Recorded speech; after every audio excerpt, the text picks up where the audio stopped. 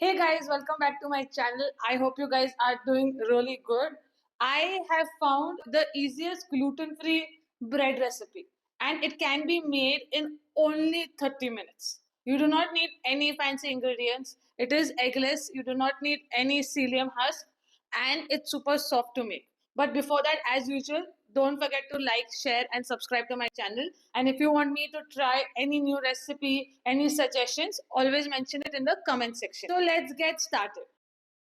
So here is a super soft Japanese technique rice bread which we are going to make. All you need is milk. You can use any milk and just give it a nice boil. Don't add yeast to it once it's very hot.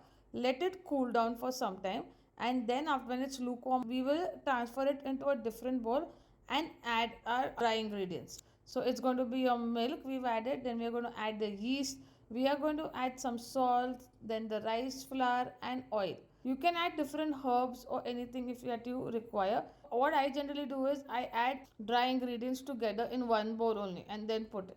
So once you've added this, you have to just mix it and mix it till it becomes smooth cake texture, very smooth. It's not going to be a thick batter.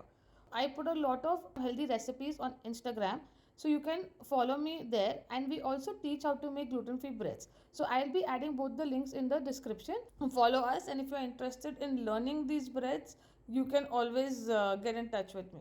So now you can see how the bread batter is, and then after that we are going to line a cake tin and then just pour this batter. Also after this, just proof it for some time till it becomes double in size. So that is very important, it needs to become double in size, and then we are going to put it for baking. That is at 180 degrees. It will take around 10 to 15 minutes max to max, and it bakes really fast. It can take 20 minutes, but bake it at 180 degrees, and here your bread is done.